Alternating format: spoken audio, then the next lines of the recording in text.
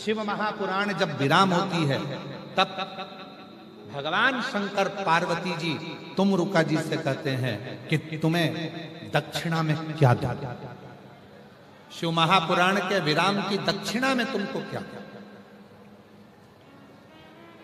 मैं तुम्हें दक्षिणा क्या प्रदान। और आप सभी ने कथा में सुना है, तुमरुका जी हाथ जोड़कर कहते हैं भगवान शिव जी से, ईसर गोरा जी से, अगर दक्षिणा में देना चाहते हो तो इतना वर दे दो, कली काल कलयुग में जो शिव महापुराण के पंडाल में बैठकर कथा सुनेगा उसकी झोली तुमको भरना ही पड़ेगी, बस ये वर दे।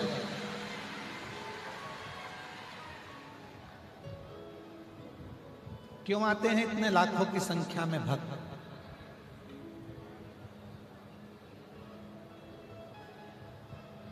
गांव-गांव में बहुत सारे लोग शिव पुराण की कथा करने लगे और गांव-गांव में शिव पुराण की कथा होने लगी।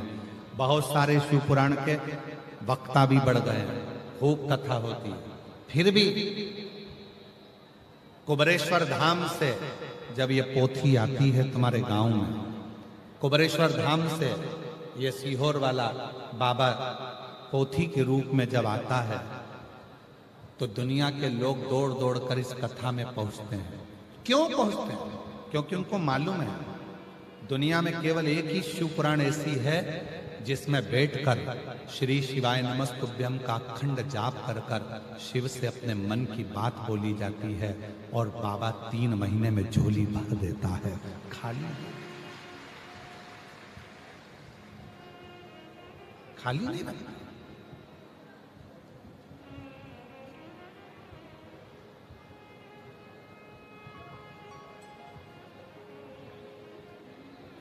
शिव जी पे जल चढ़ाओगे लोग विरोध करेंगे, श्री शिवाय नमस्तुभ्यम का जाप करोगे लोग विरोध करेंगे। रोज कहीं ना कहीं का एक आध सामने आकर खड़ा हो जाएगा, कोई ना कोई तुम्हारे इंस्टाग्राम पर कोई तुम्हारे वीडियो मिल जाएगा कि श्री शिवाय नमस्तुभ्यम मत बोला कर।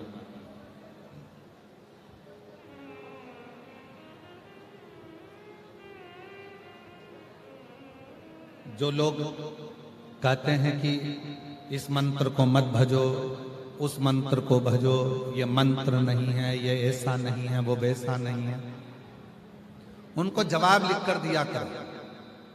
तुलसी बाबा ने तो मरा मरा जपा था, तो भी उल्टा नाम जप कर भी मेरे राम का दर्शन हो गया था। ये तो शिव है, ये शिव है, भोला है, सरल है, सहज है। वो ये नहीं देखता कि क्या तुमने जपा। सरल, सहज, उसने नहीं देखा। आपको कथा में कहा था परसों के दिन, मंत्र से ज्यादा काम करता है तुम्हारा मन। कई लोग बैठे हैं संसार में ऐसे, रोज सुबेरे सुबेरे माताएं, कई पुरुष, कई भाई, कई बहन गीता जी लेकर बैठते हैं, गीता जी का पाठ करते हैं, राम रक्षा स्तोत्र का पाठ करते हैं, गोपाल सहस्त्र नाम का पाठ करते हैं, हनुमान चालीसा का पाठ करते हैं, शिव चालीसा का पाठ करते हैं। कई माताएं बैठी हैं, कई पुरुष बैठे हैं। हो सकता है हमारी बात का बुरा लग जाए, हो सकता है हमारी बात आपको बुरी लग जाए। जितने टीवी पर सुन रहे हैं हो सकता है उनको भी हमारी बात का बुरा लग जाए। कई लोग हैं रोज गीता का पाठ करते हैं, रोज हनुमान चालीसा पढ़ते हैं, रोज राम रक्षा स्तोत्र पढ़ते हैं, रोज शिव चालीसा पढ़ते हैं, रोज दुर्गा चालीसा पढ़ते हैं, रोज मंत्र का जाप करते हैं, रोज माला जपते हैं, रोज स्मरण करते हैं, रोज पूजन में बैठते हैं, घर के मंदिर में और पूजन भी करते हैं, रोज भगवान को नहलाते भी हैं, रोज भगवान का श्रृंगार भी करते हैं। ऐसे कई लोग, पूरा दुनिया भरी पड़ी हुई है जो कहीं ना कहीं पाठ, पूजन, अर्चना, साधना में लगे हुए हैं। उसके बाद भी रोज गीता पढ़ रहे हो, उसके बाद भी मन में शांति नहीं है। रोज मंत्र जप रहे हो, उसके बाद भी मन में शांति नहीं है। घर में इतना क्लेश, मंत्र जपने के बाद भी, गीता पढ़ने के बाद भी, रामायण पढ़ने के बाद भी, भागवत पढ़ने के बाद भी, घर में राम रक्षा स्तोत्र का पाठ करने के बाद भी, हनुमान चालीसा पढ़ने के बाद भी, सारी स्तुतियां करने के बाद भी, शिव चालीसा पढ़ने के बाद भी घर में तुम्हारा मन शांत क्यों नहीं हो रहा? क्योंकि तुम्हारे भीतर अहम भरा पड़ा है। तुम्हारे भीतर अहम भरा, इसलिए मंत्र भी काम नहीं कर रहा। मंत्र स्तुति कब काम करती है? जब तुम्हारा मन भगवान में लग जाए और तुम्हारे मन में ये आ जाए कि मेरे घर में जो भी रह रहे हैं सब शिव के रूप हैं, कोई बुरा नहीं है, सब अच्छे हैं, सब अच्छा है, सब अच्छे हैं, सब अच्छा है। जिस दिन तुम्हारी चित्त वृत्ति में ये बात आ जाएगी कि सब अच्छा है, सब अच्छे हैं, सब अच्छे हैं, सब अच्छे हैं, बस उस दिन तुम्हें किसी पाठ करने की जरूरत नहीं पड़ेगी। तुम्हारा मन जब साफ हो जाएगा तो मेरा परमात्मा तुम्हारा हो जाएगा। तुम्हारे भीतर किसी मंत्र की जरूरत नहीं। पोथी पढ़ पढ़ जग मुहा और पंडित भयो ना। पोथी पढ़ते पढ़ते जीवन निकल गया। मैं गीता जी का 18वां अध्याय पढ़ती हूँ, मैं रामायण जी का ये पाठ करती हूँ, मैं राम रक्षा स्तोत्र का ये पाठ करती हूँ, मैं हनुमान चालीसा का ये पाठ करती हूँ, मैं शिव चालीसा का ये पाठ करती हूँ, मैं ये वाली स्तुति करती हूँ, मैं मंत्र माला इतनी करती हूँ, मैं 12 माला जपती हूँ गुरु नाम की, मैं 3 माला जपती हूँ शिव के नाम की, मैं 4 माला जपती हूँ राम जी की, मैं 5 माला जपती हूँ इसकी, मैं 6 माला जपती हूँ उसकी। माला तो बढ़ गई, मना नहीं है, पर मन बड़ा क्या? मन तो उतना की उतना ही छोटा है। अभी भी कमर में चाबी खोस के बैठी हुई है पूजन में भी।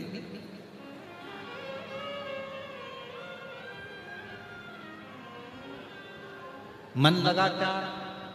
पूजन करने बैठे हो तो भी तुम्हारा मोबाइल तुम्हारे बाजू में है। पूजन करने बैठे हो तो भी तुम्हारा ध्यान रसोई घर में, बहू ने चाय बनाई कि नहीं बनाई, छोरे को उठाया कि नहीं उठाया, खाना बनाया कि नहीं बनाया, टिफिन बनाया कि नहीं बनाया, काम वाली आई कि नहीं आई। पूजन में मन है, बैठी पूजन में और मन लगा कर रखा है दरवाजे पर। बेल जैसे ही बजी, घर में बहू है ना, उठाएगी। बेल बजी है ना, बहू है, पोता है, पोती है, सब हैं, उठाएंगे, जाएंगे, दरवाजा खोलेंगे, दरवाजे पर जाकर देखेंगे कौन आया।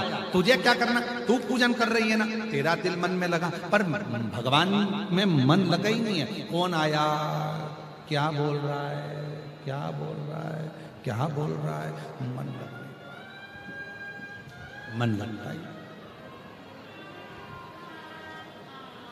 चित्त लगता ही। इस मन को कैसे लगे? मंत्र से, पाठ से, पूजन से भी बड़ा है इस मन को परमात्मा तक ले जाए। मन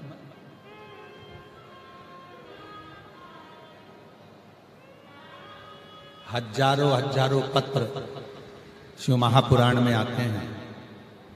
इतनी लाखों की भीड़ में जो अपने मन को भगवान से जोड़ लेता है, उसका पत्र 3 महीने के अंदर व्यासपीठ पर आ जाता है। मन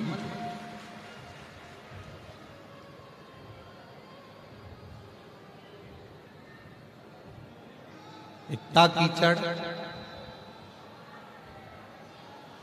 इतना कीचड़, पानी गिर रहा है, कीचड़ हो रहा है, उस कीचड़ में भी अगर आप बैठे हो, शिव की साधना कर रहे हो, बैठकर उससे अपने मन की बात कर रहे हो, आपका मन शिव में लगा है। इतनी भीड़ में, इतने ट्रैफिक में, पूरे रोड भरे पड़े हुए हैं, रोडों पर गाड़ियां खड़ी हुई है, गाड़ियां जाम में फंसी हुई हैं। इस जाम के अंदर, इतने कीचड़ में, पानी में, हवा में, उसके बाद भी तुम कीचड़ में भी बैठकर यदि शिव पुराण की कथा को सुन रहे हो तो तुम साधारण नहीं हो, तुम मन लगाकर भगवान की भक्ति में लगे, तुम साधारण नहीं हो।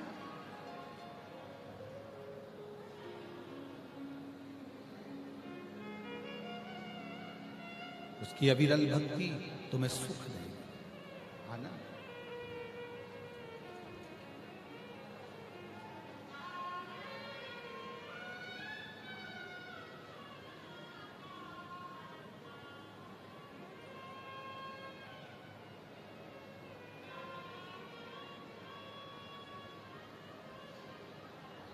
ये जीवन का एक सुख है। शिव का नाम, शिव का धाम, शंकर का मंदिर, शिवालय। एक लोटा जल लेकर जिस दिन तुम शिव के मंदिर में जाना प्रारंभ कर दोगे, तुम्हें किसी के आगे हाथ जोड़ने की जरूरत नहीं पड़ेगी। शिव तुमको संभाल, शिव संभाल। और उसका प्रसंग शिव महापुराण में है। स्कंद पुराण की एक सुंदर प्रसंग आता है। स्कंद पुराण का, स्कंद पुराण में नागमणि की कथा आती है। नागमणि एक सर्प था, नागमणि। क्या नाम है उसका? नागमणि। जम के बोलो, नागमणि। सर्प है,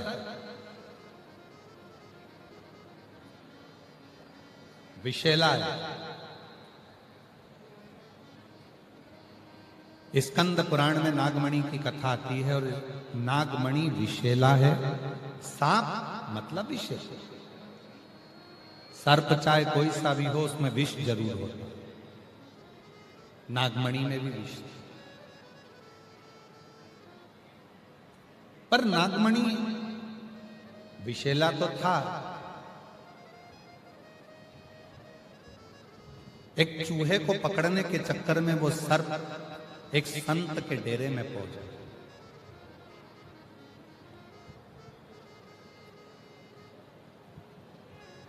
संत पार्थिव का पूजन करते थे। पार्थिव शिवलिंग का निर्माण करते, उसका पूजन करते संत। और नागमणि संत को देखता कि ये रोज पार्थिव का पूजन कर रहे हैं, पार्थिव बना रहे हैं, पार्थिव का पूजन करते हैं।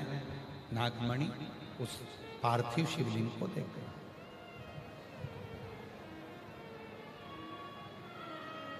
पार्थिव शिवलिंग को देख, जैसे पार्थिव बनाने के 3 क्रम है। पार्थिव बनाने के 3 क्रम है। पार्थिव शिवलिंग का जो निर्माण करा जाता है उसके 3 क्रम है। रोग की मुक्ति के लिए अगर पार्थिव बनाया जाता है तो उस मिट्टी में थोड़ा सा जल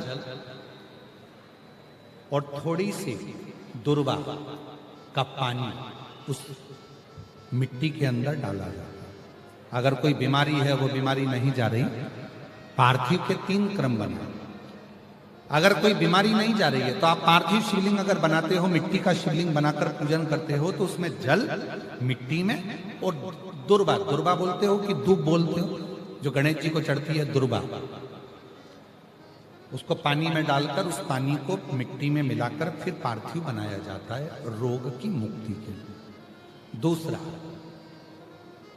जिसको संतान नहीं होती, पुत्र की प्राप्ति नहीं है, संतान की प्राप्ति नहीं है, गोदी में औलाद नहीं है, कोई छोरा छोरी नहीं है, कोई बेटा बेटी नहीं है, संतान नहीं है, सालों हो गए, पार्थिव रोज बनाती है, तो उस मिट्टी में अगर थोड़ा सा आधी चम्मच, 1 चम्मच गाय का दूध मिलाकर फिर पार्थिव लिंग का निर्माण करे पानी के साथ मिलाकर, तो उसके घर में दूध पार्थिव में डलने से पूत जरूर आता है, निश्चित।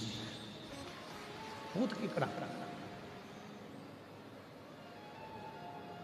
पार्थिव में मिट्टी के अंदर अगर आधी चम्मच भी गाय का दूध डाला, पानी डाला और पार्थिव शिवलिंग का निर्माण करा, जिसकी औलाद नहीं है, तो वो पार्थिव अगर बना रहा है, पार्थिव का निर्माण कर रहा है, उसका नियम है कि हर प्रदोष को, सोमवार को या सोमवार की अष्टमी को या कभी ना कभी उसका मन करता है तो पार्थिव लिंग का निर्माण करता है। अगर पूत नहीं है तो दूध का प्रयोग करे। तो दूध अगर पार्थिव में मिट्टी में डाला जाए, आधी चम्मच, 1 चम्मच, और पानी के साथ मिलाकर जब पार्थिव शिवलिंग का पूजन करते हैं, उसको बनाकर पार्थिव बनाने के बाद जब उसका पूजन करते हैं, तो वो दूध हमारे घर में पूत जरूर देता है।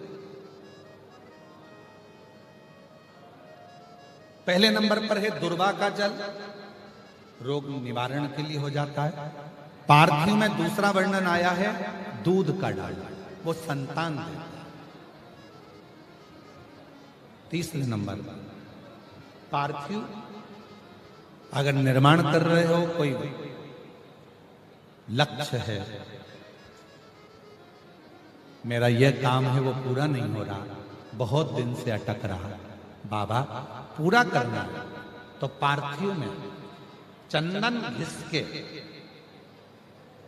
चंदन को घिसकर उसका थोड़ा सा भाग पानी मिट्टी में डालकर फिर पार्थिव का निर्माण करा जाता है, पूजन करी जाती है।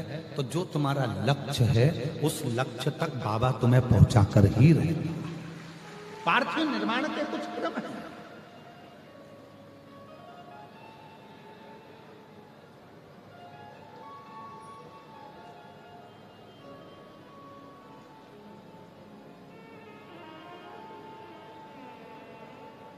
पार्थिव कैसे बनाया जाता है, किस कार्य के लिए बनाया जाता है? कई बेटियां ऐसी हैं, गुरुजी 32 साल की हो गई, शादी नहीं हो रही। गुरुजी लड़का 38 साल का हो गया, शादी नहीं हो रही। गुरुजी 28 साल का हो गया, शादी नहीं हो रही। तो भाई पार्थिव बना रहे हो ना, उसमें थोड़ा सा गाय का घी उस मिट्टी में थोड़ा सा 2 बूंद भी डालोगे तो बहुत है, और पानी से मसकर फिर उसका निर्माण कर फिर पार्थिव की पूजन करिए। कैसे विवाह नहीं होगा? भोले बाबा शादी करा के ही मानेगा। पार्थिव बनाने का नियम है। ऐसा नहीं है कि केवल पानी में मिट्टी को घोल लिया और पार्थिव लिंग का निर्माण कर लिया। हम 1.25 लाख बना रहे हैं, हम 2 लाख बना रहे हैं, हम 5 लाख बना रहे हैं, हम 1 करोड़ बना रहे हैं, हम 20 करोड़ बना रहे हैं। बनाओ, मना नहीं है, पर पार्थिव बनाने के भी अलग अलग नियम है। कौन सी चीज के लिए, किस चीज के लिए पार्थिव बना, किस चीज के लिए पार्थिव?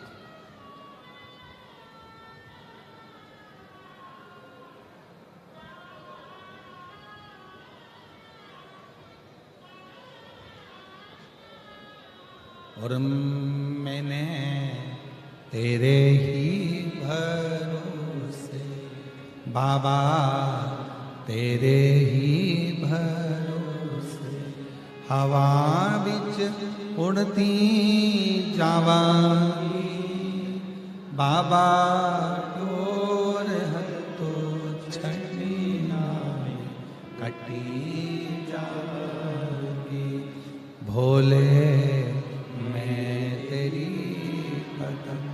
शंभु मैं तेरी पतंग, हवा बिच उड़ती जावाई बाबा, डोर हतो छड़ी नावे कटी जावाई। भोले मैं तेरी पतंग, शंभु मैं तेरी। पार्थिव का निर्माण किया, अलग अलग क्रम है पार्थिव के। उस पार्थिव को बनाना कैसे है, निर्माण कैसे, अगर बन सका तो एक बार यदि हमारे स्मरण में रहा और याद रहा